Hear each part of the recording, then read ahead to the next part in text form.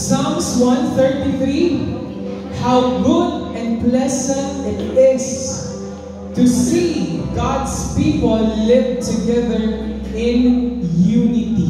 Sabihin mo nga, unity. Pag sinabing unity, nagkakaisa.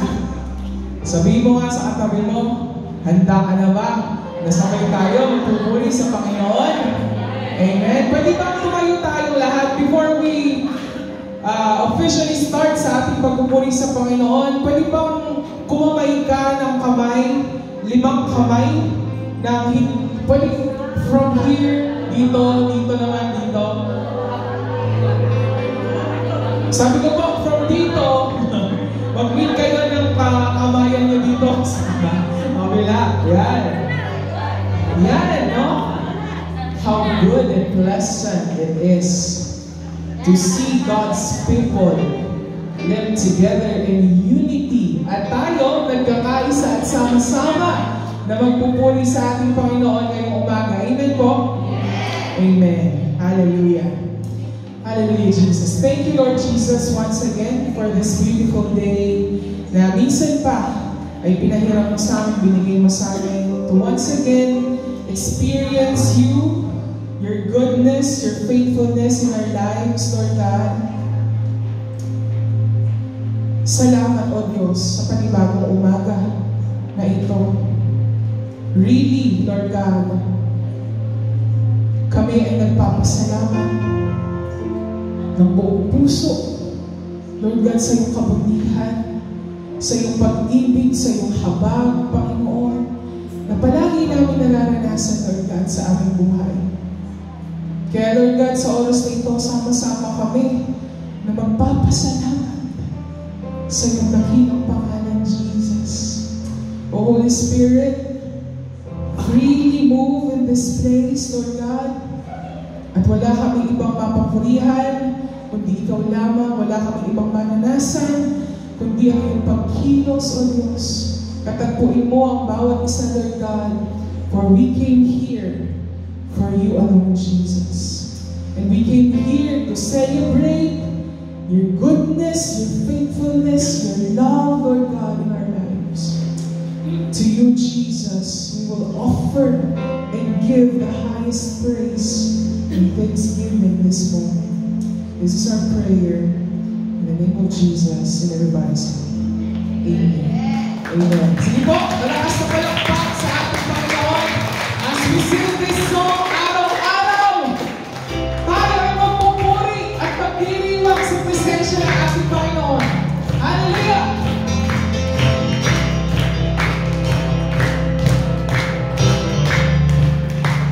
Let's sing Whoa! Whoa!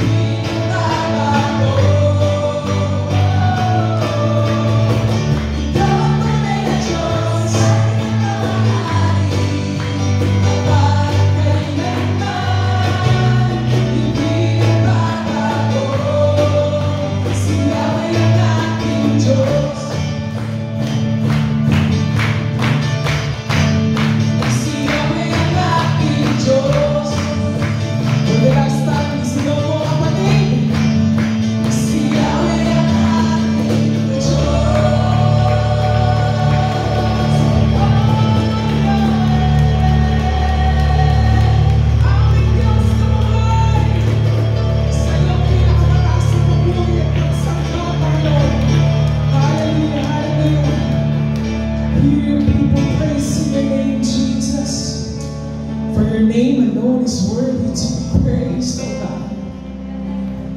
Everything we do is not enough, Lord Jesus, para ipakita namin kung paano kami at gaano kami nagpapasalamat sa iyong kabutihan, sa iyong katapatan, Lord God. You are the God who deserves the highest praise. Jesus, ang Diyos na grabe umiibig, nagbubuhos ng habag at biyaya sa bawat isa, nag-iisang Diyos. Oh, we worship you, Lord God. Pinupuri ka namin at sinasamba sa mga oras na ito, Lord Jesus.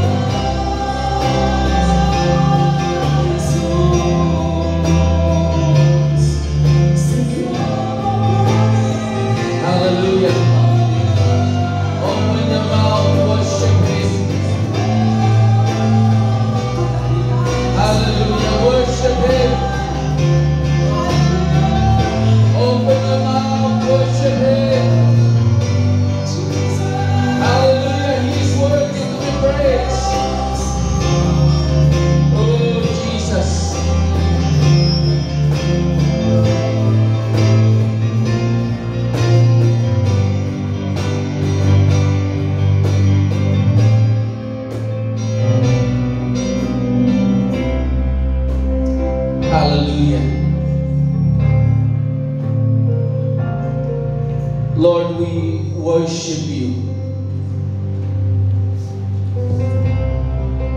We magnify your name, O God.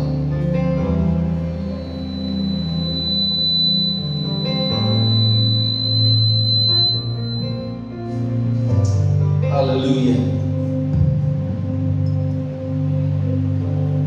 Salamat po, Panginoon, sa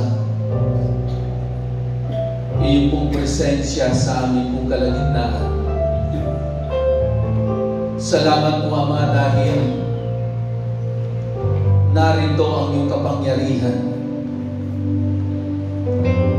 Kami, O Diyos, ay nagpupugay. Aming ibinibigay sa iyo po, Panginoon, ang aming pagsamba, aming pagpupuri.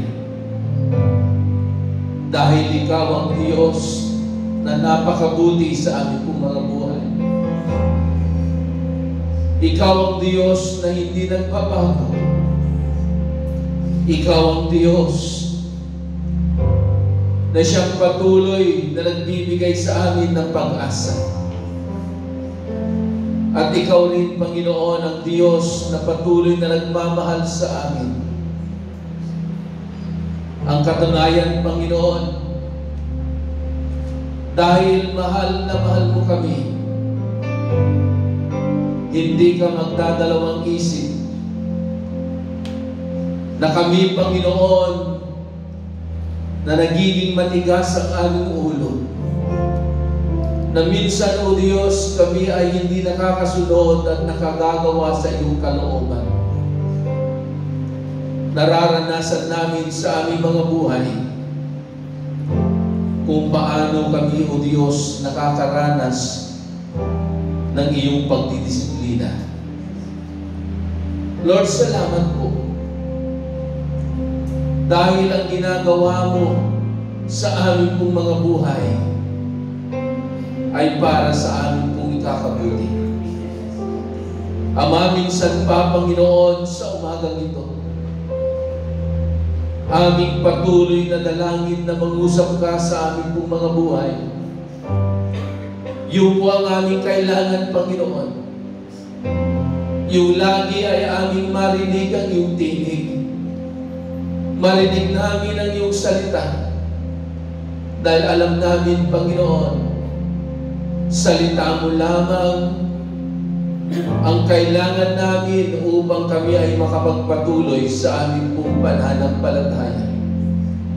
Salita mo lamang, Panginoon, ang aming kailangan upang kami ay makapagpatuloy sa aming pong paglilingkod sa iyo. Kaya, Ama, mangusap ka sa bawat isa po sa amin.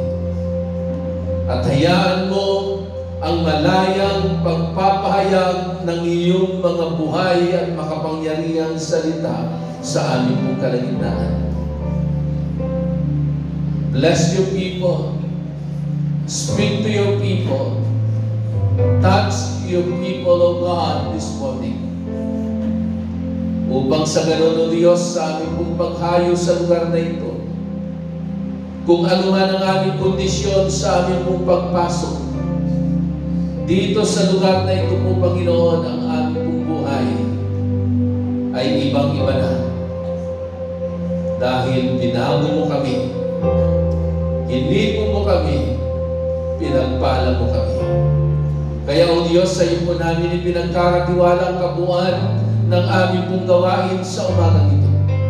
Kayo ang siya lamang may taas at mapakinggan. Ito po ang aming dalangin sa pangalan ng iyong anak na si Jesus.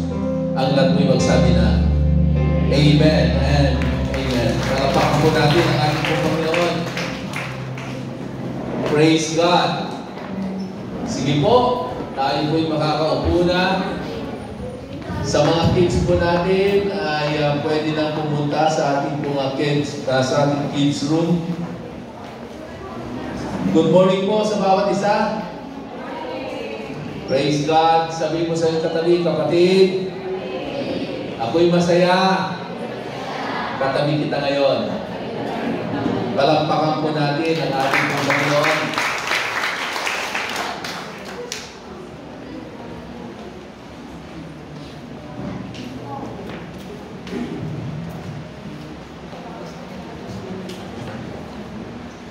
Praise God.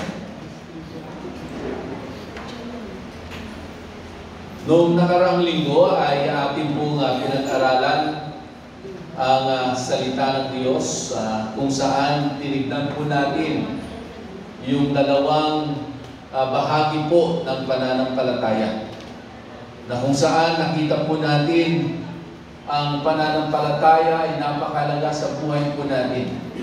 Ito yung kailangan po natin upang tayo po ay makapagpatuloy sa ating pong buhay bilang mga Kristiyano. Dahil ang journey ng buhay po natin ay hindi po madali. Meron pong ups and down. Yung buhay po natin, may mga pagdaraanan tayo, mga pagsubok.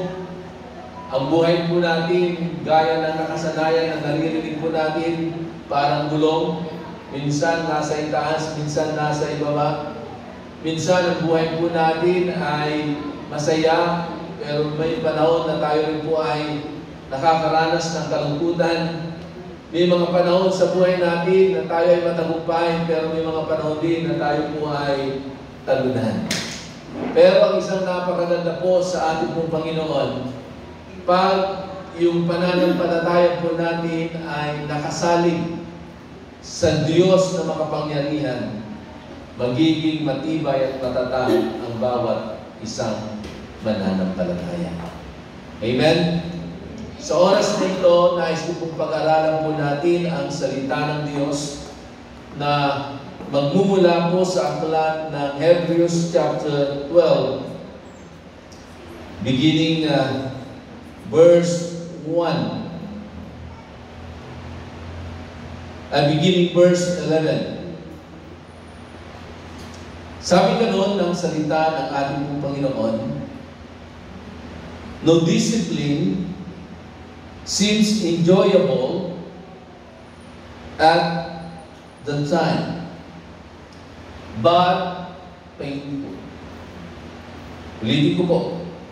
No discipline seems enjoyable at the time, but painful. Later on, sabi ganon, however, it yields the fruit of peace and righteousness to those who have been trained by it.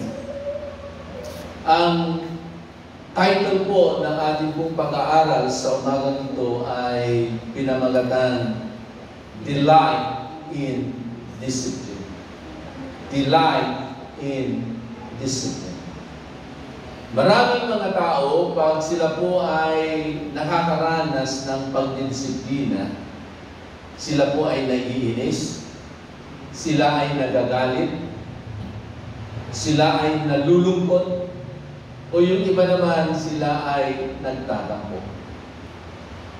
Pero sa umagang ito, ating pong pag-aralan, even though we are undergoing different kinds of discipline, paano po natin ito mauunawaan? Ano ba ang role ng Diyos sa panahon na tayo po'y nakakaranas ng pagdidisiplina? At ano yung dapat po nating magiging response and attitude once we are undergoing a series of discipline in our lives? Sa bawat atleta, yung atleta na nagiging matagumpay at nagcha-champion, yung atleta na yan ay kailangan niyang dumaan sa matinding training ng kanyang buhay. At hindi lamang po basta training, kundi he needs to go and undergo a very strict training in his life to be able for him to become a champion. Tama po ba yan? Sa mga mahilig sa sports po dito, kagaya kami ni CJ na mahilig sa basketball, hindi po pwedeng pabanjing-banjing ka lang. Hindi pwedeng tawag doon, mahina ka. Dapat malakas ka. Ang katawan mo matibay. Ang tuhod mo matibay.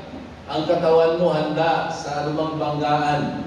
Kasi may mga panahon na ikaw ay matutuba, may mga panahon na ikaw, ang gagwardya sa iyo ay magiging pisikal. Pero kung ikaw ay lampa, hindi ka tatagal.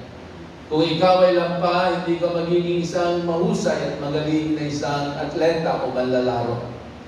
So, to be able for an athlete to become strong, to become good and effective, he needs to undergo a very strict training in his life. Pero pag ang sino mang atleta na nag-undergo sa isang striktong pag-iinsayo, he needs a self-discipline. Tama ho ba yan? Na sa anumang aspeto ng ating pong buhay, pag meron kang pinupuntirya at you want to be focused sa isang bagay, kailangan mo ng tinatawag na disiplina. Okay? So you need discipline.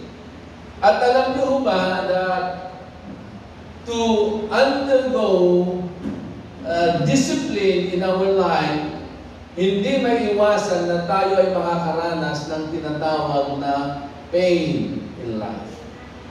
Tayo ay makakaranas ng tinatawag ng anumang sakit sa ating buhay. Sa isang atleta, sa unang pag-iinsayo pa lamang niya, ano ang mararanasan niya? Sasakit ang kanyang katawan. Kasi darating siya sa limit na kaya niya, pero kailangan niyang magpatuloy. So may mga panahon sa first day ng kanyang training, kinabukasan pa kahit hindi siya makatayo. Dahil masakit. Yung kanyang kasukasuan, masakit yung ibang parte ng kanyang katawan, masakit yung kanyang masa. Pero habang nagpapatuloy siya, yung sakit na kanyang nararamdaman ay mawawala yon. Okay? Ganun din po sa buhay po natin bilang mga mananampalataya. No? Pag tayo po'y dumaraan sa isang matinding pagdidisiplina sa ating pong buhay, in our personal life, in our daily life, hindi po ito madali. May mga mararanasan tayo na hindi ka nais-nais. We will experience pain in every avenues of our life. No? Pero, itong pain na ito ay pansamantala lamang. Amen? Sabihin mo sa iyong katabi, kapatid, yung pain na iyong nararanasan ay pansamantala lamang. Amen? Hindi pang habang buhay yan. May certain season yan, may certain time lang yan. Yan ay mawawala. No? So, lahat po tayo bilang mga mananampalataya, meron tayong pinagdaraanan at mararanasan na pagdidisiplina sa ating pong mga buhay. Ano bang klaseng discipline po yan? Pero ang mahalaga, every discipline na gagawin po natin at nararanasan natin sa ating po mga buhay, ito ay magdudulot ng kapakinabangan mismo sa atin. Okay? Sabihin mo sa iyong katabi, kapatid, yung disiplina na iyong nararanasan ay mabuti sa iyo. Alam niyo po, bagamat meron tayong nararanasan na paghihirap, sakit sa ating pong mga buhay, naalala ko tuloy nung ako po ay dumaan sa matinding training kasi nung ako po ay nagkoleyo, nag-aspire po ako na maging isang Philippine Marines. So ako po ay nag-undergo na series of training sa Fort Bonifacio, sa Marine Ground. Araw-araw matinding training po yung aking pinagdaanan. Nandoon na mula alas 7 ng umaga hanggang alas 5 po ng gabi, kami po ay nakababad, nakahiga sa semento, nakatingala doon sa sikat ng araw. Nandoon na tinatadyakan ako, nandoon na ako po ay isinusubsob. Mahirap. Pero isang bagay ang hindi ko makalimutan na salita na lagi ko naririnig sa trainer ko namin. No pain, no gain. No pain, no gain. Pero alam niyo po, dahil dumating yung punto na sobrang bugbog po yung aking katawan, halos hindi na po ako makalakad at nagkasakit pa nga po ako. Yung pain na yon walang gain sa akin kasi ako ay sumurrender. Siguro kung hindi ako sumurrender at nagpatuloy po ako sa training ko bilang isang Philippine Marines, baka hindi po ako naging pastor at wala po ako sa inyo pong harapan. Amen? So salamat sa ating pong Panginoon dahil iba ang kanyang panawagan sa ating pong mga buhay. So balik po tayo doon po sa ating pong pinag-aaralan. Bagamat sinasabi ng karamihan, no pain, no gain. Alam niyo ho ba na dito po sa talatang ito na ating pong binasa, dito sa Hebrew chapter 12, makikita po natin mula po sa verse 4 up to verse 11 na 10 beses na binanggit at ginamit ang salitang discipline. 10 beses. Dito pa lamang sa talatang ito. At alam naman po natin na ang aklat ng Hebreo, ang sumulat nito ay walang iba kundi si Apostol Pablo. Sino ba si Apostol Pablo? Si Apostol Pablo ay naging lingkod ng Diyos. At halos lahat ng libro sa epistles, siya po ang sumulat. At siya po ay naging epektibong tagasunod at tagapangaral ng salita ng ating pong Panginoon. Pero hindi po naging madali ang kanyang buhay. Dahil bago siya naging tagasunod at tagapangaral ng Ebanghelyo, merong ibang pamumuhay itong si Pablo. Merong ibang nakasanayan itong si Pablo na nung siya ay tumugon sa panawagan ng ating pong Panginoon at ipangaral ang Ebanghelyo, napakahirap sa kanya. Dahil may mga panahon sa kanyang pong buhay na naglalaban ang kanyang kalooban. Naglalaban ang kanyang isip at ang kanyang pong puso. Dahil marami po siyang mga nakasanayan na taliwas doon sa kalooban at panuntunan ng ating pong Panginoon. At hindi lamang po yun. Dumaan si Apostol Pablo sa matinding mga pagsubok sa kanyang pong buhay bilang isang tagasunod ni Kristo. Naranasan niya na siya po ay itinatakas dahil siya po ay papatayin. Naranasan niya na siya po ay palutang-lutang ng ilang araw at gabi doon sa karagatan dahil ang kanyang sinasakyang barko ay nawasak at nasira. Nandoon na sa kanyang paglilingkod sa Diyos, nung siya ay napunta sa isang isla, siya po ay natuklaw ng makamandag na ulupong, pero dahil sa kapangyarihan at pag-iingat ng ating Panginoon, ipinagpaklang niya yung ulupong na yon at walang masamang nangyari kay Apostol Pablo. At itong si Apostol Pablo ang nagsabi na ang isang mananampalataya ay kinumpara sa isang atleta, sa isang mananakbo, sa isang runner,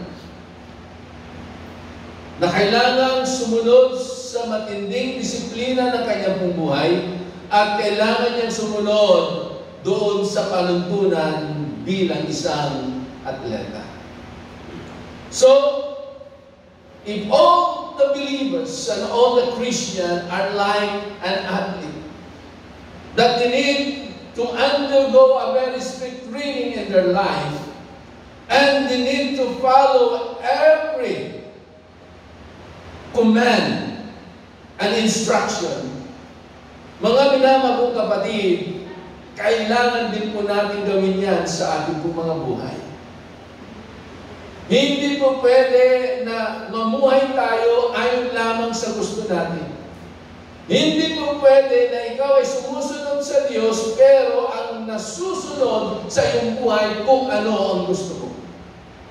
Tandaan po natin, nung inalay po natin at isinuko po natin ang ating pong buhay sa ating pong Panginoon at tinanggap natin si Kristo bilang Panginoon at tagapagligtas ng buhay, hindi na ikaw ang Panginoon ng iyong buhay, kundi si Kristo na ang Panginoon at Diyos ng iyong buhay.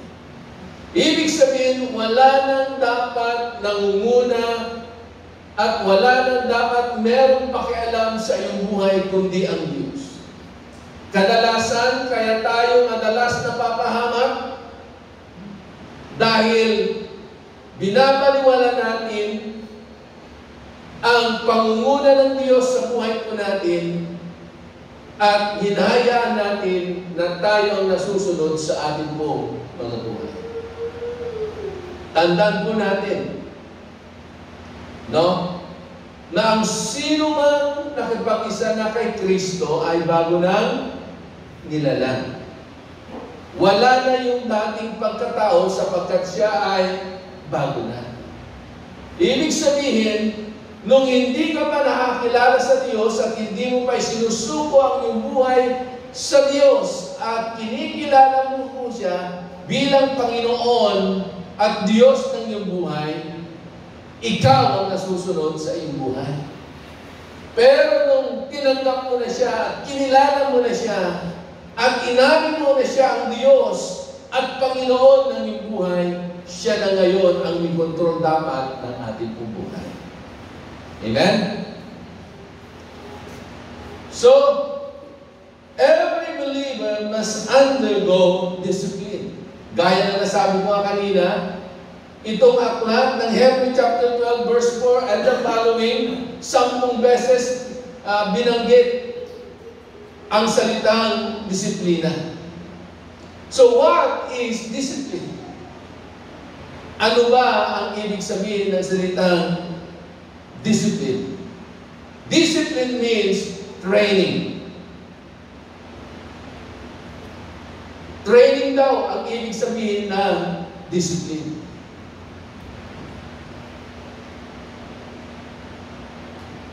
At sabi pa dito, God lovingly discipline His children to train them to become spiritual champion. Ulitin ko.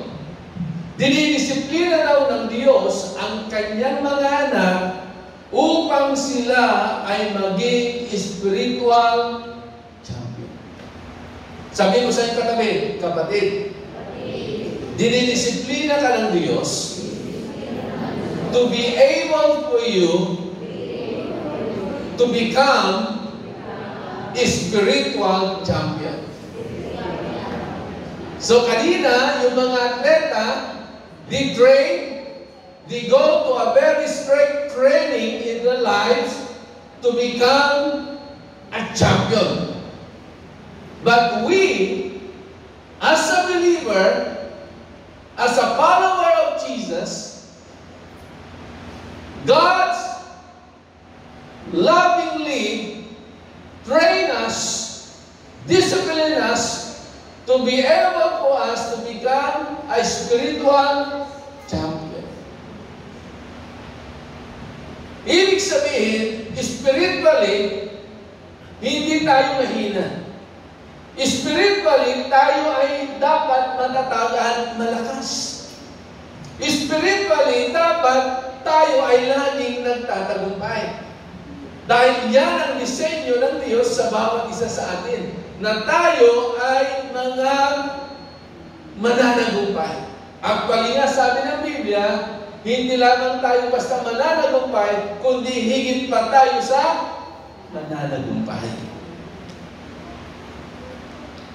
Tandaan po natin, if discipline means training, sumali yung pananaw ng maraming tao na ang discipline ay isang punishment.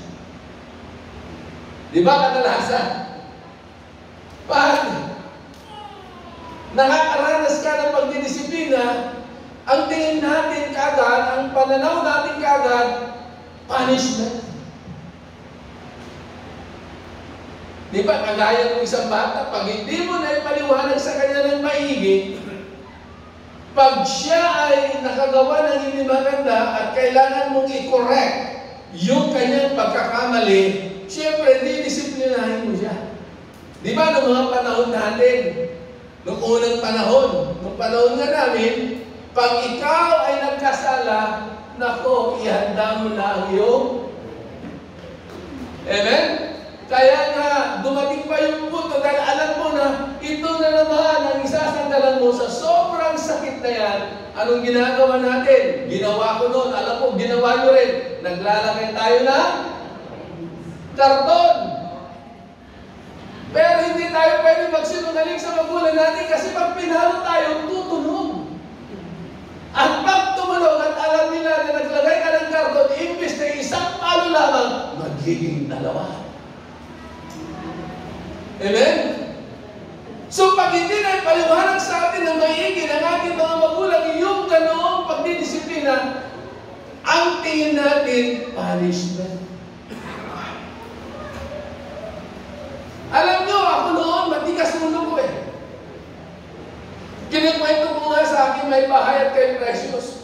Sa sobrang katigasan ng aking ulo, nagsawa yung magulang ko sa kakapalo sa akin. Alam niyo po, ang sinunod, hindi na ng palo. Isinilid ako sa sako, isinabit ako doon sa taas ng aming bahay. Kahit anong kawag ko doon, hindi ako makalabas. Kahit umiyak pa ako, hindi ako ibababa.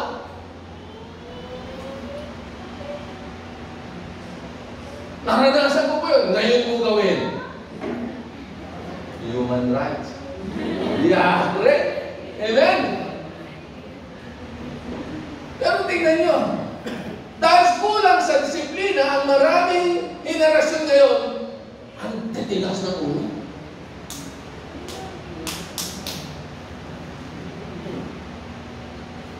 Ang sumusuko, magulang. Ang masama pa, magulang na ang pinapagalitan. Amen?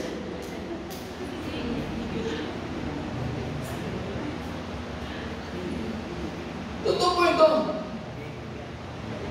Even in our spiritual life, pag tayo nakakaranas ng matinding disiplina ng Diyos sa buhay natin, we thought God punishing us. Akala natin na tayo ay pinaparusahan ng Diyos. No! Dinidisiplina tayo ng Diyos para sa ating ikakabuti.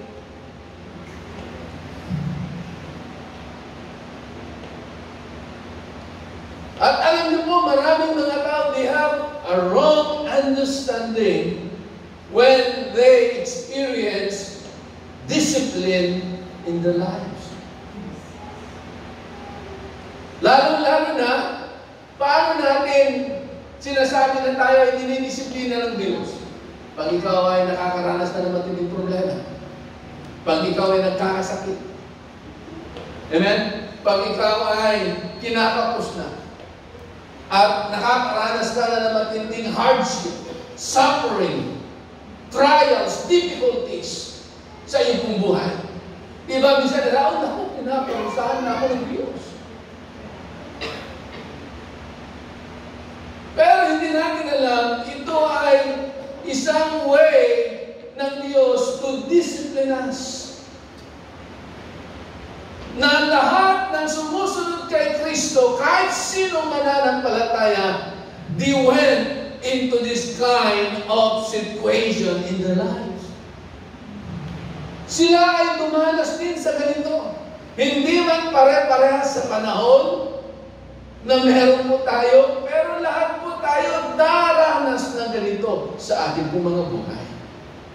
Eh, maliwanag ang sabi ng Biblia, walang pagsubok na dinaanan ng tao na hindi naranasan ng iba.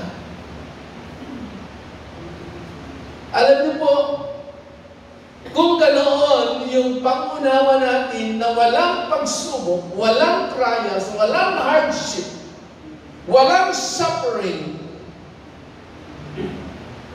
na iyong pinagdaraanan, na ito'y pinagdaanan din ng ibang tao, kapatid, magbibigay ng comfort sa iyo. Bakit?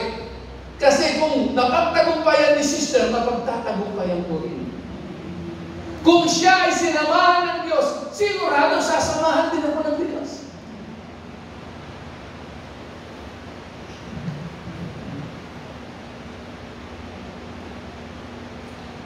So,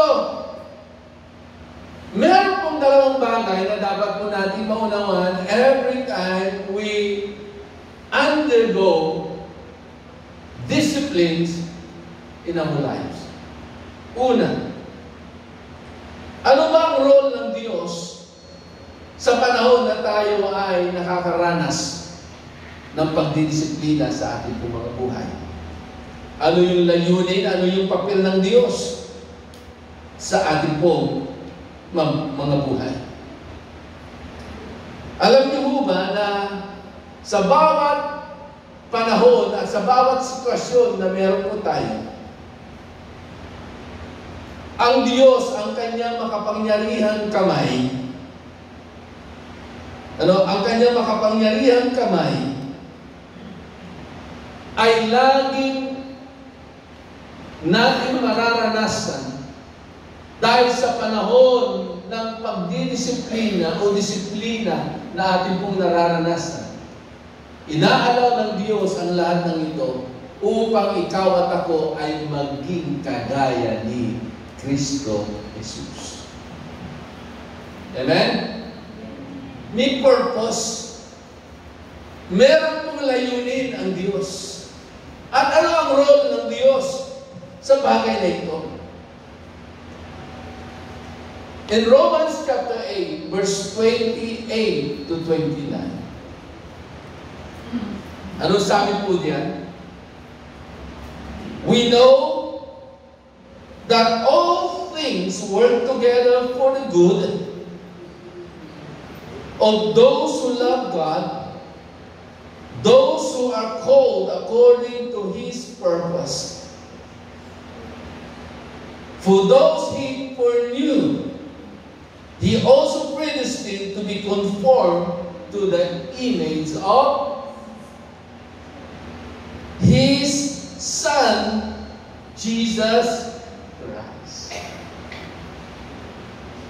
So, yung lahat daw ng pinagdaraanan natin, na kahit sa isip mo, sa pamunawa mo, ito ay punishment ng Diyos, pero ang katotohanan nito ay disiplina ng ating pong Panginoon.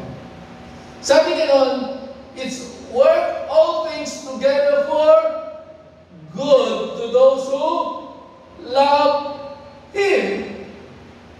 At ano yung purpose?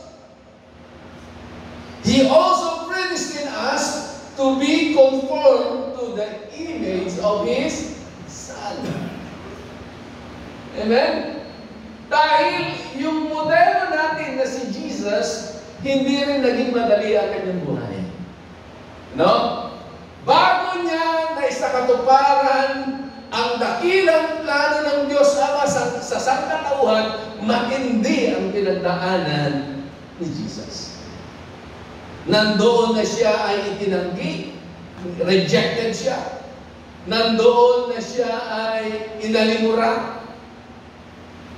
Nandoon na siya po ay hinuli, sinaktan, sinugatan, dinurog ang kanyang likod, pinutungan ng koronang tinik ang kanyang ulo, sinibat ang kanyang tagiliran, ipinako sa krus. So lahat ng hirap, lahat ng pasakit, naranasan ni Jesus. Dahil sa iyo at sa akin. Pero bilang mga tagasunod ni Jesus, hindi tayo exempted sa anumang sufferings.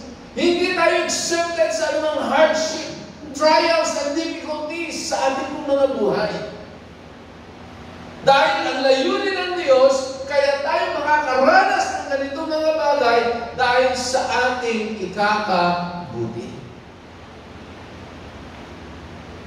Dahil ang ultimate na layunin ng Diyos, to be able for you and for me, for us, to each and every one of us, to be conformed in the image of His Son, Jesus. Ano bang gusto niyo?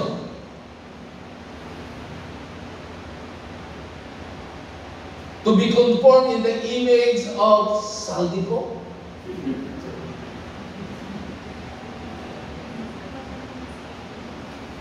Gusto niyo ba yun?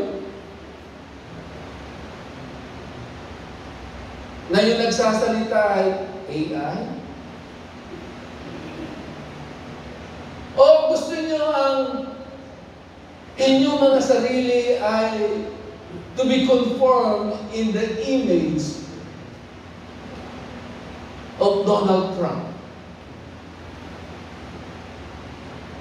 Alam niyo, tayo mga mananampalataya, wala na tayong dapat dinidesign sa buhay natin is to be conformed in the image of our Lord Jesus Christ. Amen? Dapat yun yung focus po natin. Dapat yun po yung layunin natin. Bakit tayo ay nagpapatuloy sa ating pong pananampalataya? Hindi para yung yes, masarap ang maging maraming pera, magkaroon ng maraming pera. Pero ang ultimate goal dapat natin na tayong lahat ay maging kagaya ni Kristo.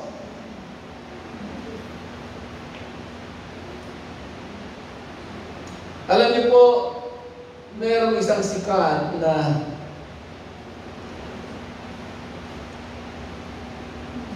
tao, ang kanyang pangalan ay si Michelangelo.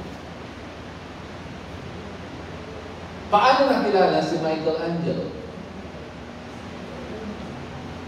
Sige nga, paano nakilala si Michelangelo?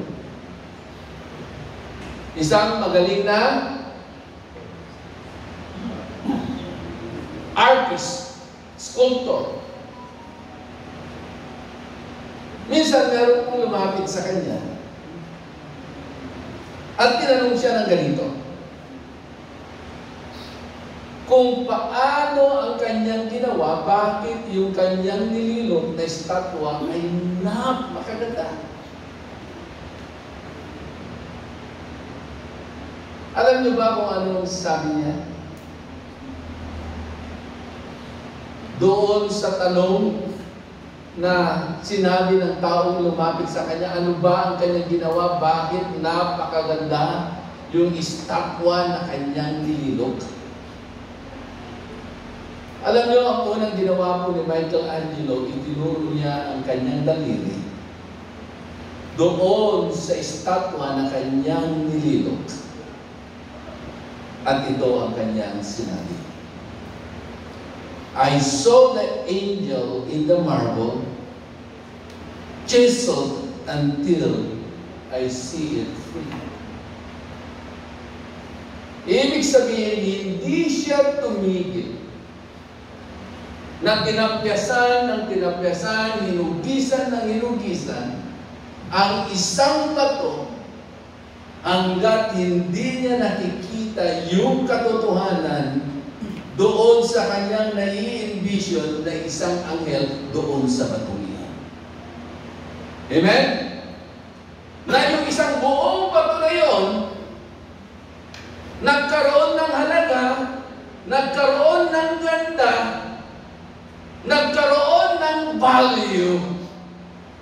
Nung si Michelangelo ay nagsimulang basagin, hugisan, tanggalin yung mga hindi karapat-dapat na parte ng batong ito hanggang maghuhugis ang anghel, at ito ay ang kinalabasan ay isang napakagandang anghel na estatwa mula sa isang simpleng bato.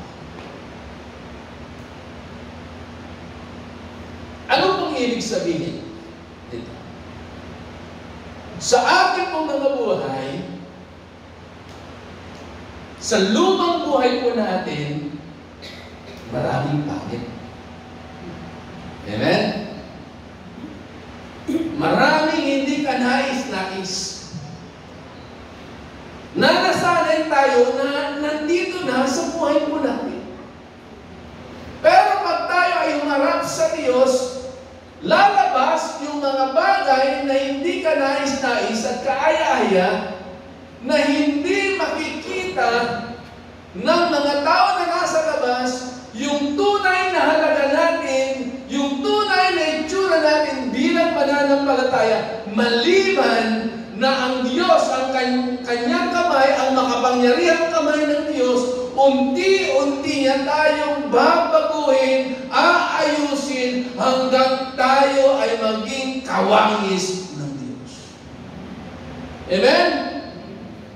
Dahil hindi tayo tinawag basta-basta na isang mga believers, kundi tayo ay tinawag na followers of Jesus, na tayo ay tinawag na Christian. Kaya mapapansin mo, habang ikaw ay lumalalim sa iyong pagkakilala sa Diyos, makikita mo, unti-unti merong tinatanggal, binabago, inaayos ang Diyos sa iyong buhay. Tama ba yun?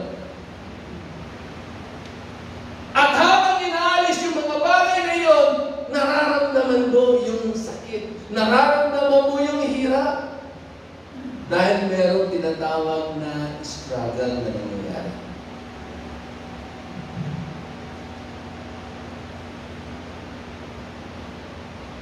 Merong isang sikat na manlililok ang nagsabi, matapos na malilok niya yung isang kabayo na gustong-gusto niya na maging gawa niya. Ito ang sinabi ng isang sikat na manlililok na ito. Sabi ganun, I knock everything off that don't look like a horse. Nung nilililok niya raw ang isang bagay para ito ay maging isang magandang estatwang kabayo, ang ginawa niya raw, lahat ng mga bagay na nakikita niya doon sa bagay na yon na nilililok niyang kabayo, na hindi mukhang kabayo, kanyang inalis. Tayo, bilang mga tagasunod ni Kristo, hindi naman tayo mukhang kabayo. Amen? Kundi dapat tayong mga followers ni Jesus, kailangan tayo ay mukhang Kristo. Kaya ang nangyayari, habang tayo ay lumalalim at nagdanasang sumunod sa kalooban ng Diyos, yung mga mukhang hindi kagaya ni Kristo ay inaalis sa atin. Amen? At matitigil lamang ang pagtatapyas, pag-aalis ng mga bagay na hindi mukhang Kristo sa ating buhay pag dumating na tayo doon sa isang kalalagayan na kagaya mo na ang ating Panginoon. Na pag nagsalita ka, ang mga lumalabas na sa mga bibig mo ay mga bagay na makalangit.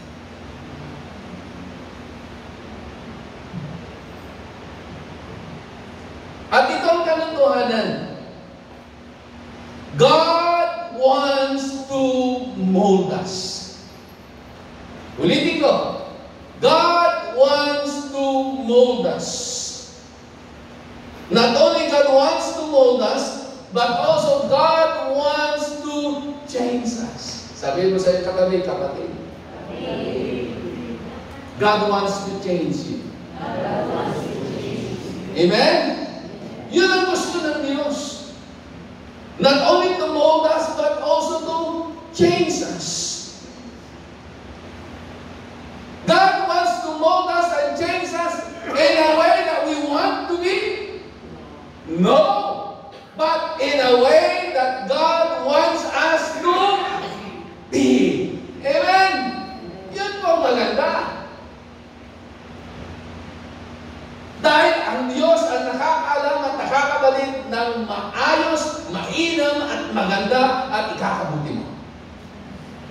Bakit?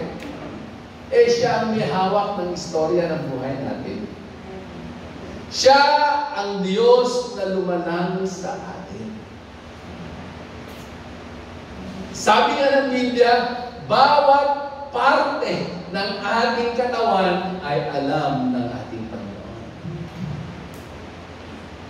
So God wants to mold us, change us in a way He wants us to be. That's why He needs to take it off all the rough edges of our sinful nature. Ang aalisin lamang ng ating Panginoon, ang pipinuhin lamang at aayusin ng Diyos ay yung ating sinful nature. Hindi naman kagaya ng pupunta ka kay Belo, yung mukha mong maitim, paglabas mo doon, nagiging maputi. Hindi po ganoon. Amen? Hindi yung physical natin ang aayusin ng Diyos. Ang aayusin ng Diyos yung pagkatao po natin. Amen? Kaya nga, walang nagbago man sa mukha mo, pero habang tumatagal ang buhay mo bilang isang mananampalataya, sasabihin, parang may nagbago kay sister. Dati, umaga pa lang nandoon na kasama ni Marites. Pero ngayon hindi ko na siya nakikita. Parang may nagbago kay sister. Kahit matindi ang kanyang pinagdadaan ng problema, nakangiti pa rin. Natapilok, narinig ko, sabi niya, praise the Lord. Hallelujah. Amen? Niloko ng kaibigan, hindi man lang nagalit.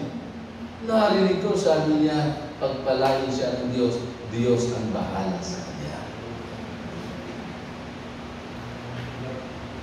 Amen?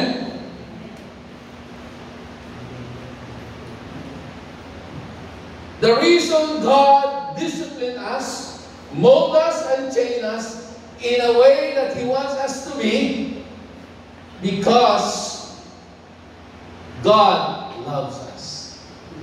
Ulitin ko, because God loves us. Every time God disciplines His children is a sign of His personal love for you and for me. Ulitin ko, every time God disciplines us is a sign of God's personal relationship for you and for me. Amen? And this personal relationship with Him based in His amazing love.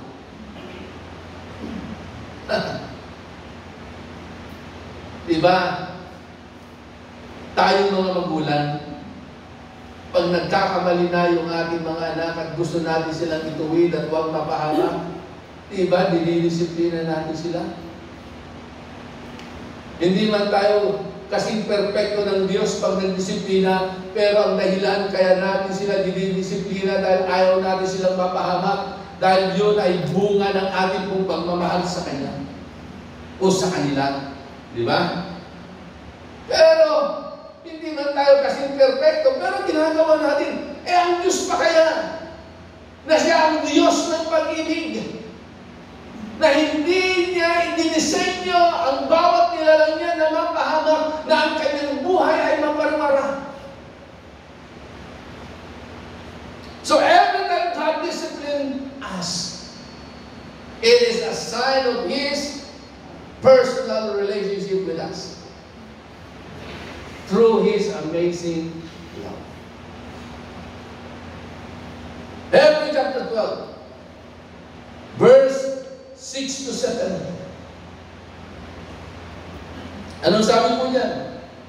For the Lord disciplines the one He loves. Hallelujah.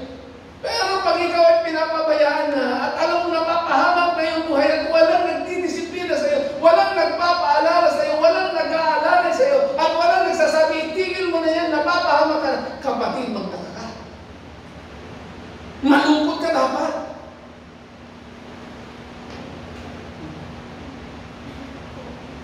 Sabi nga, open rebuke is better than secret love.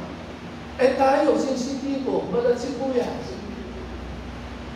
Nirebuke tayo, ikakabuti ng ba't mo ako pinagsalita namin? Ba't mo ako pinagsabihan? Ang sakit. Eh sabi ng Biblia, the reason God disciplined us because He loves us. Kapatid, pag yung kaibigan mo, yung anak mo, o sino man yung malapit sa buhay mo, nakikita mo nang napapahamak, at hindi mo man lamang pinagsasabihan, kapatid, hindi mo mahal yan. Dahil gusto mo mapariwara siya, mapahamak siya. Amen? Pero praise God. Ito ang katotohanan kung bakit tayo ay nakakaranas ng pagdidisiplina ng Diyos sa ating buhay because God loves us. Anong sumunod sa Panginoon?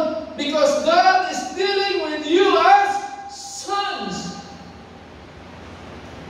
Ang tingin niya sa bawat isa sa atin, tayo ay kanyang mga anak.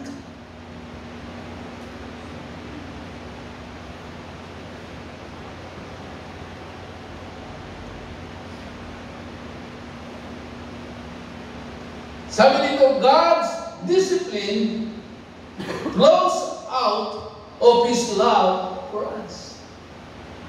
Tignan nyo, every time daw na dinidisiplina tayo ng Diyos, nag-uumapaw, dumadaloy ang kanyang pag-ibig. Hindi kagaya ng tao. Pag pinagsabihan tayo, meron pang kasama condemnation. Ha? Meron pang kasamang pag-uusga. Ang tigas-tigas talaga ng ulo. Pag hindi ka nagbago, impyerno pupuntahan mo. Hindi gano'n ang Diyos. Every time God reminded us na tayo ay napapahamak na, napapariwara.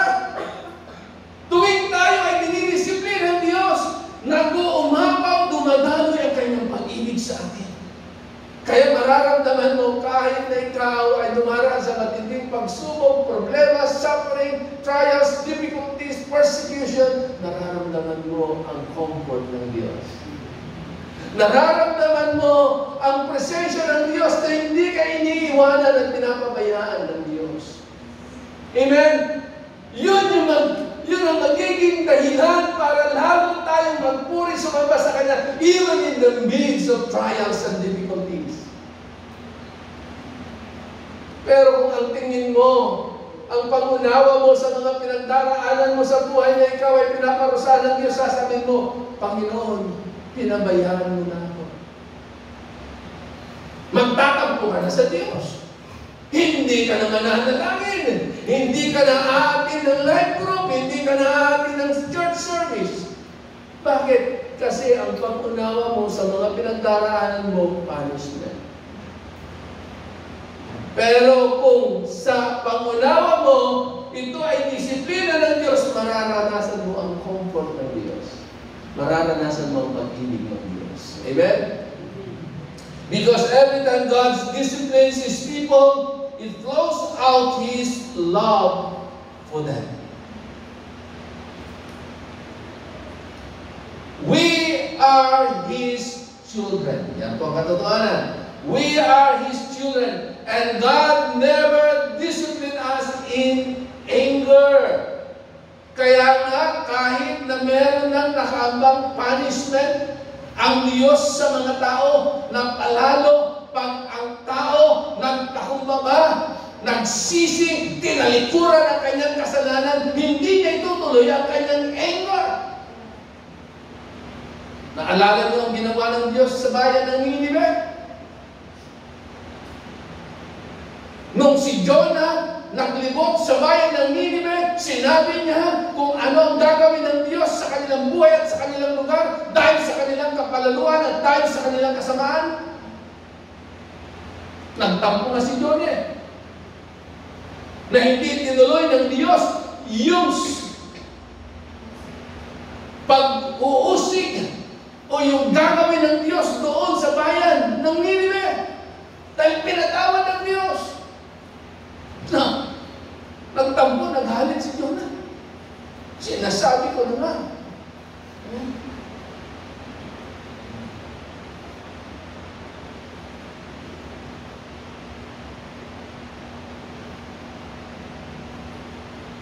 Not only that God's discipline His people flows out His love for us, but God's discipline is also painful.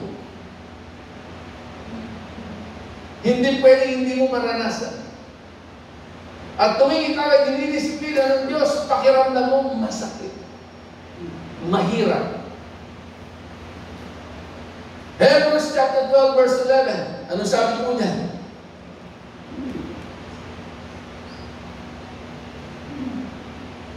Yun po yung teksto natin kanina. Ano sabi niyan? No discipline seems enjoyable. Nakakita na ba kayo ng tao? Na nakakaramdaman niya yung sakit, nahihirap ka na. Amen? Na nag-i-enjoy siya? Hindi. Hanggang pari sasabihin niya, ayaw ko na! Itigil mo na yan! Hindi ko na kaya! Kaya sabi ng Apostol Pablo, ano? No discipline seems enjoyable at the time, but painful. Kaya maraming mga tao nagre-reklamo pag merong mga pinagdaraanan sa buhay. Kasi hindi madali. Pero pag alam mo that we are His children and His discipline flows out His amazing love to each and every one of us, even though in our mind, in our heart, in our feelings, it's not enjoyable, but we will persevere. Amen? Makakaya natin ang lahat ng ito dahil sa biyaya ng Diyos at sa kanyang dakilang pag-ibig.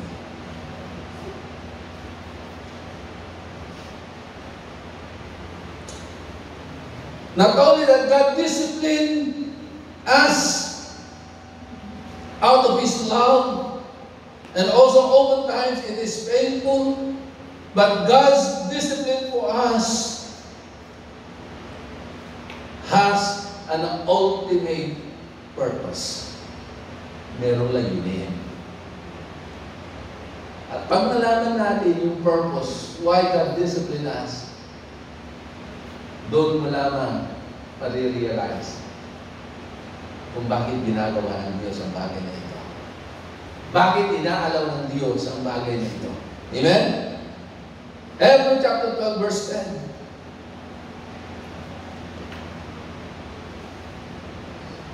Tingnan niyo ito, ano sabi ng Biblia? Pwede niyo ba lakasan? Ha? Ano sabi yan? Ano sabi nung nasa kita? But He does it for our benefit. Wow! Kung nakakaranas ka, hindi yan para sa iba. Sinong tatanggap ng benepisyo? Alangan naman ng may hawak ng ID na senior citizen ang nakalagay doon ay Tatay Turing Mangahas, presidente ng senior citizen ng Barangay San Juan. Tapos ang magkiklaim ng benepisyo si Pastor Per. Hindi. Siya ang dapat mag-claim. No? So, ganun din po. Inaalaw ng Diyos na tayo ay dumaan sa anumang pagdidisiplina sa ating mga buhay for your own benefit. Ako'y daranas ng ng gano'ng mga kalalagayan sa buhay for my own benefit. Sabi mo sa kanabi, for your own benefit. Amen? Hallelujah! Kaya nga, doon mo lamang maunawaan na kailangan talaga na pagdaanan mo yung mga bagay na yan. Kailangan mong maranasan ang mga bagay na why God allows it. Amen? Hallelujah! Romans chapter 8 verse 29. Ito pa rin ang isa sa mga purpose ng Diyos. His ultimate purpose is to make us like His sons. Amen? Na maging kagaya po tayo ng kanyang pong anak. Now, what is our response? Ano yung magiging response po natin? Pag tayo ay dumadaan sa ganitong mga pangyayari at sitwasyon sa ating pong mga buhay. What is our response from the discipline that we are experiencing in our life? Number one, ganito ba tayo? Na pag tayo ay dinidisiplina ng Diyos, ang pakiramdam natin ay bitter.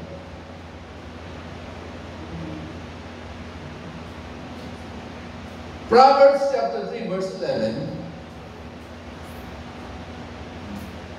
Sabi ganon ni Haring Solomon, do not despise the Lord's instruction, my son. The word despise in this verse means scorn, look down, hate, or dislike. Ulitin ko. The word despise in this verse means scorn, look down, hate, or dislike.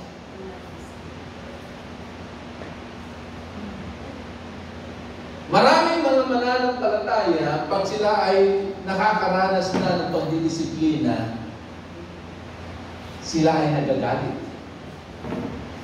Ayaw nila. Sila ay naiinis. Sila ay nagtatampo. Ano? Bakit? Dahil sa tingin nila ito ay parusa sa kanila. Alam niyo kapatid, pag ganito ang response mo, ano? Pag ikaw ay nakakaranas ng pagdidisiplina, magiging talunan ka. Hindi lang yun. Ang taong laging nagagalit ay pumapakit. Tingnan mo ang katabi mo. Pag nilanahin ng guglo, uy, hindi madalas magalit yan. No? Pag laging nakangiti, naiiwasan pa na magkaroon ng pilinges. Pangalawa, we can accept God's discipline gradually. Kanina bitterly, ngayon naman gradually. When the pain and hardship come in our lives, we can endure them, but not happy about it. Yes, posibleng napagtatagumpayan mo, nakakaya mo, pero hindi ka masaya. Kasi naiinis ka, nakakalit ka. Nanggat maaari, sasabihin mo, dapat nawala nito. We accept it with grudgingly, a grudge heart. At kadalasan, pag ganito yung response natin, we question God. Di ba? Sino lagi natin kina-question? Hindi naman yung katabi natin, hindi naman yung kasama natin. Kundi ang Diyos.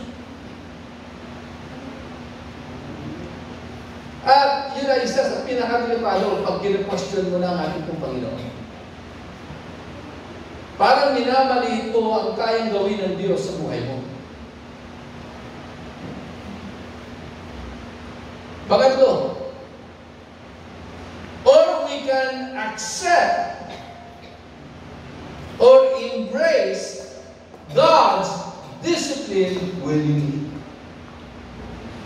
Kanina, bitterly, grudgingly, naman, panguli, willingly. James chapter 1, beginning verse 2, at maging sa verse 4, sabi ganon, the Apostle James, consider it your joy, my brothers, whenever you face trials of many kinds. Ano sabi niya? Pag ikaw raw ay nakakaranas ng iba't ibang klase ng pagsubok, ano raw ang magiging response mo? Consider it your joy. Hindi naman yung para kang naglalakad na sa kalsada na tumatawa pero walang tinatawanan. Amen? Kundi sa kaloob-looban at kaibuturan ng iyong puso, punong-puno ng kapayapaan at kalalakan ng iyong puso kahit matindi ang iyong pinagdaraan. Amen? Kasi pagka mamaya, naglalakad kaya, tumatawa-tawa ka, maalang-alang ka, sasabihin nila, naku, meron ng pangalawang tuping ang ikaw. Amen?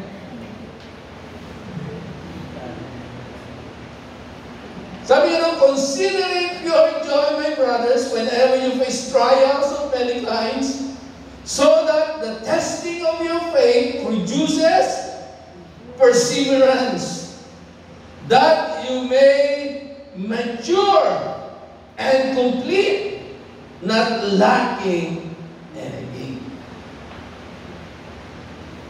Para daw, ang bawat isa sa atin ay manatili, maging matyaga, mag-persevere, at hanggang tayo ay mag-mature.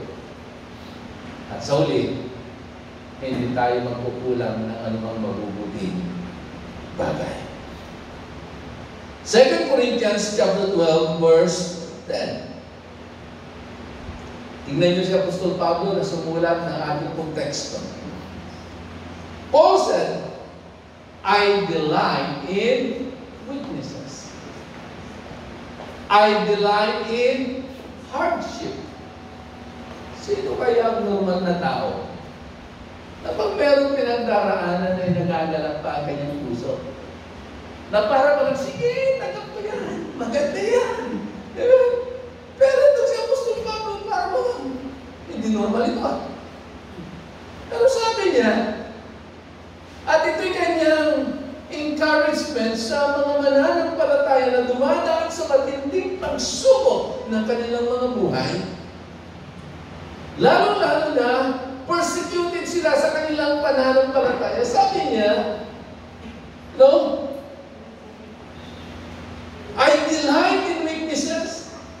I delight in insult. I delight in hardship. I delight in persecution. I delight in difficulties. And then ito ang dahilan. For when I am weak, then I am strong. Bakit na nasabi yan? Yung pagiging malakas niya ay hindi dahil sa kanyang sariling karunungan, sa kanyang sariling abilidad, kundi siya'y nagiging malakas sa panahon ng mga may pinagdadaanan siya dahil dumadaloy ang biyaya ng Diyos sa kanyang buhay. Palakpakan natin ang ating Panginoon. Kapatid, this is an encouragement to each and every one of us. In the midst of hardship, persecutions, trials, difficulties, ano man yan,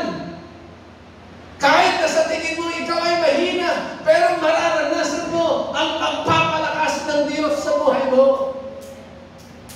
Because His amazing grace in our life.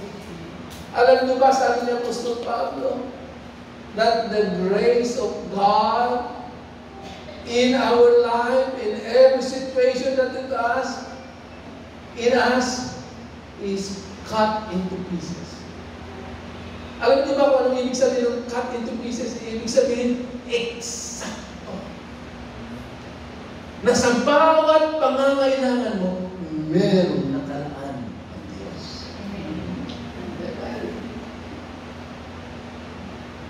Yun ang pagkakaiba natin.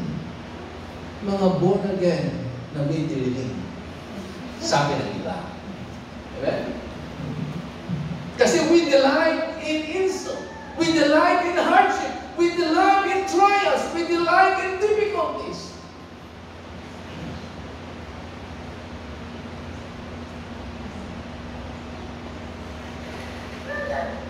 Ito ang pakinggan niyo po, itong word na ito. When our attitude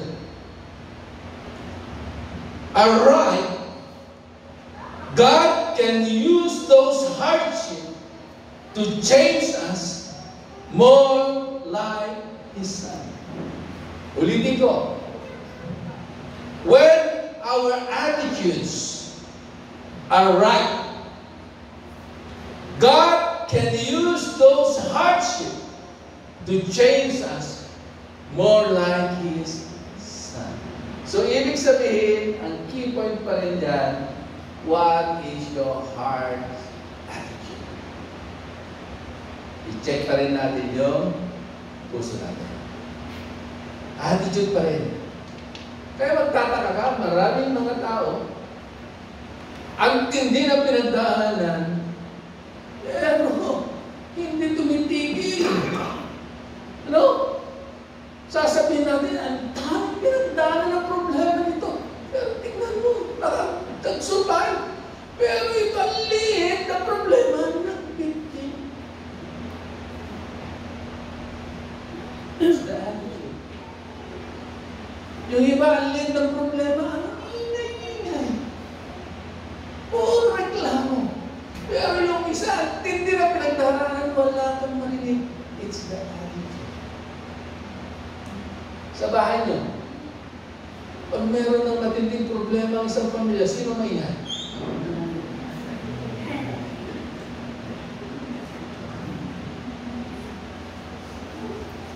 Wala akong sinabi Kung sino Nanay po. Nanay. Totoo ba yan? Oo, sabi ng mga nanay sa likod.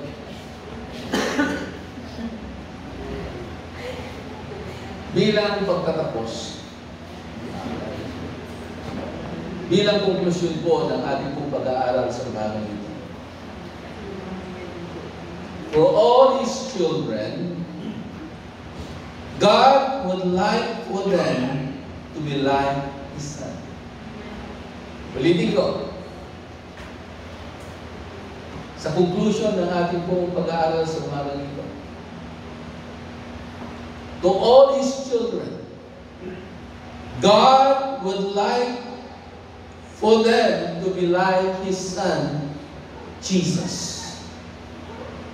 And to accomplish that purpose, that He disciplined His children, that for us to become like Jesus, we must embrace. We must embrace. Huwag natin tanggihan. We must embrace. Kaya nga, merong salita tayong lagi napapayan. Let go and let God. So we need to embrace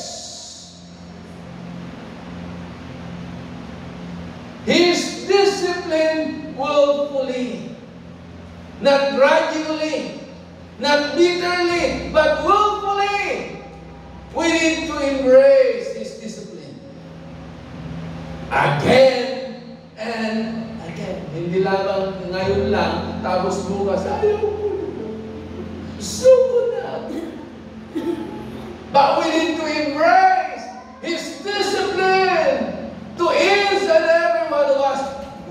willfully again and again. Kahit paulit-ulit, kailangan mong tanggapin yan. Kailangan mong yakapin yan. Dahil hindi mo ikakasama. Hindi ang punishment sa'yo.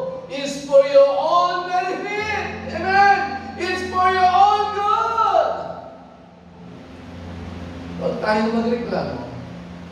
Huwag tayong magalit. Huwag tayong malungkot. God has a purpose. Tayo po tumayo, tayo po tumayo. Why we need to embrace it willfully again and again? Because God wants us. Because God wants you and me to become a spiritual champion. God wants us to become a spiritual champion. Itaas po natin ang ating kamay sa ating Panginoon. Hallelujah.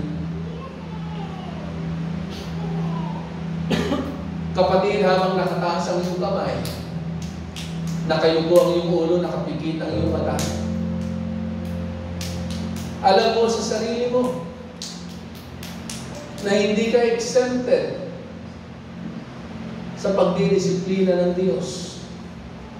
At itong pagdidisiplina ng Diyos ay sa pamamagitan ng trials, difficulties, problems, suffering, kahinaan, sakit, o ano man yan. Kapatid, don't accept that discipline with a bitter heart na mayroong pusong nagagalit, pusong nagre-reklamo, kundi tanggapin mo willfully. Hindi mo lamang tatanggapin, but you need to embrace it willfully. Because God wants you and me to become spiritual champion.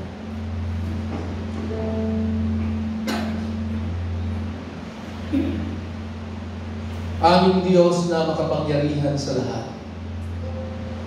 Narito ang iyong mga anak. Panginoon, lumalapit sa iyo. Alam mo ang kanilang kalalagayan. Alam mo, O Diyos, yung kanilang nararanasan. Alam mo yung sufferings na meron po sila. Alam mo yung difficulties, trials, persecution, insult, even sickness, or weaknesses na meron sila ay hindi lingid sa iyo. Pero salamat po, Panginoon. If our heart is right, if our attitude is right, your love will flow like a mighty river to each and every one of us. Your grace will flow like a mighty river in our life. At pag nangyari ang bagay na yun, Panginoon, at umaagos, dumadaloy ang iyong pag-ibig, ang iyong biyaya sa aming mga buhay, ay pwede naming sabihin, O Diyos, ang sinabi rin ng Apostol Pablo, kung saan ako mahina, doon mo ako pinapalakas dahil ang iyong kapangyarihan ay dumadaloy sa akin. Salamat, Panginoon. Lord, salamat at mahal na mahal mo ang iyong mga anak. Hindi mo hayaan na sila'y mapahamak. Lord, I pray that during the discipline period or season in their lives. Panginoon, patuloy nilang maranasan ang iyong pag-ibig, ang iyong biyaya, ang iyong yakap at ang iyong comfort sa bawat isa. Salamat po. At malinaw sa amin sa umagang ito po, Panginoon, that one of the reasons why you allow disciplines, trials, difficulties, insults, hardship, weaknesses, everything in our lives, so that all of us will be conformed in the image of your Son, no other than Jesus. Salamat. Dahil ang aming idolo, ang aming tagapagligtas, ay hindi rin naging accepted sa mga bagay na ito. Pero siya ay nagtagumpay. Kung si Kristo ay nagtagumpay, magtatagumpay din kami. Kung si Kristo, pinagdaanan niya ang mga bagay na ito, pero hindi siya sumuko, Panginoon, mangyayari din sa aming mga buhay. Salamat po. Patuloy mo kaming ayusin. Continue to mold us, continue to change us, until each and every one of us will become like Jesus. Salamat po. Sa oras na ito po, Panginoon, patuloy ka namin kinikilala na Ikaw ang Diyos na makapangyarihan. Ikaw ang Diyos ng kalakasan at ng kagaligan, at Ikaw ang Diyos na aming dakilang manggagawa. Sa oras na ito po, Panginoon, sa pangalan ng iyong anak na Jesus, sa lahat ng merong sakit at karamdaman, iunat mo ang iyong pong mapaghimalang makamay at igawad mo po, Panginoon, ang kagalingan sa kanilang sakit at karamdaman. At sa oras na ito po, Panginoon, sa lahat ng mga kinakapos, sa lahat ng meron pong financial difficulties, financial problem, kinikilala ka namin, Panginoon, na Ikaw ang aming Jehovah Jireh, our provider. Kinikilala ka namin, Panginoon, that You are our Jehovah El Shaddai, the God who is more than enough. Lahat, O Diyos, nang nandito lahat ng iyong mga anak, ay mararanasan ang iyong biyaya at ang iyong kasapatan. Sa oras na ito, Diyos, alam mo ang aming pong mga problema. Ikaw ang aming pong kasagutan. Kaya, O Diyos, aming idinideklara ang kasagutan ng lahat ng aming pong mga problema.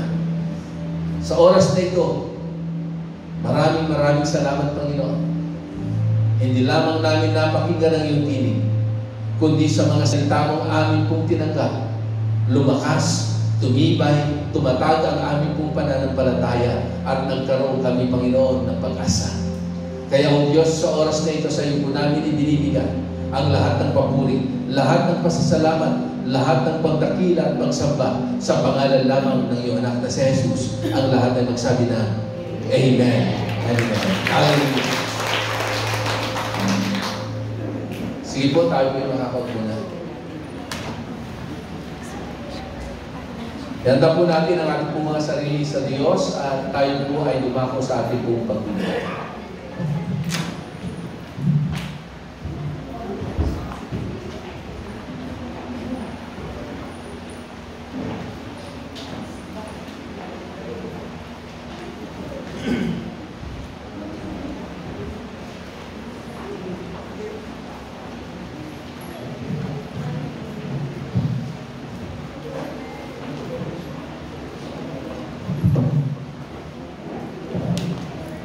Pinagpalang umaga po sa ating lahat. Tayo po ngayon ay nasa bahagi ng ating pakibigay at pagkaloob sa ating Panginoon. Basahin po muna natin ang Awit 50, verse 7. Kayong aking lingkod, makinig sa sasabihin, ako ay Diyos, ang inyong Diyos, salita ko'y ginawain. Ako'y mayroong patutuot saksi laban sa Israel. Hindi ako nagagalit dahil sa inyong handog. Hindi sa inyong mga hain sa dakbanan ay sinusunod. Bagaman ang mga toro ay hindi ko na kailangan, maging iyang mga kambing at ang inyong mga kawan.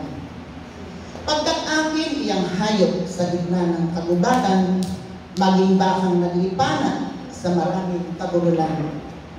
Akin din ang mga ibong lumilipad sa itaas, at ang lahat ng may buhay sa parang ay aking lahat.